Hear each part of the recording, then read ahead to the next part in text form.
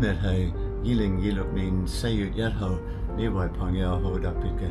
你幾多歲啊24歲。冇幾耐你要上庭係咪？點解呢？早幾年理工大學就做錯咗，就聽啲唔識嘅人就叫人做錯事咁咯，所以依家好後悔。當其時太細個唔識咁，就聽人講就去做，好後悔而家。嗰陣你做咩錯？你點樣錯嘅？都係聽啲 hit 識嘅人就叫你去做啲唔好嘅嘢，跟住咁諗就去做，跟住之後就依係嘈交咁咯。好慘嘅，嗰陣好多學生仔女都有問題，好可憐有啲人令你哋錯。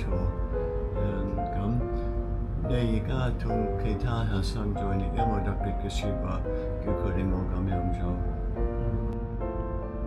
唔好咁做啦，即係唔好咁聽人講嘢就咁去做，做咩都諗清楚，千祈唔好做啲破壞社會、危害社會嘅嘢咯。咁好。呢幾年呢件事點樣影響你嘅健康、你嘅平安？有冇影響？都有，都係精神上好大壓力。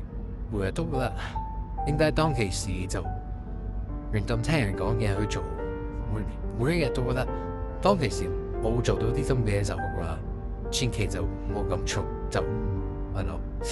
你嘅律師有冇講或者你要坐監幾耐啊？大概4年5年，差唔多就係個判刑咁啦。4幾年 cut 之前 before cut 就個刑罪1/3，同埋坐監平時另外1/3，希望只係1-2年最多。嗰陣如果你要坐監，希望你會讀書，會繼續讀書。OK， 希望呢件事唔係太困難。有冇其他嘢你想講？尤其是俾其他學生仔女都明白我哋嘅社會好複雜。有冇嘢想講？都係諗清楚，但係所有嘢千祈就都係唔好做啲犯法嘢，做啲破壞社會。咁聽人講話去做就做，用力啲讀書，將來做個好嘅人，我相信香港就好啦。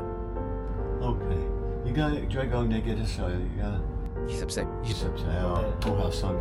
希望呢件事好快過，跟住你繼續讀書，繼續揾工作。OK， 主講福你，主幫你。其實以前呢位朋友，我識佢好多年前，佢做負債，幫我開彌撒祈禱。而家清耶穌特別講福你，支持你，保護你，幫你呢件事好快過。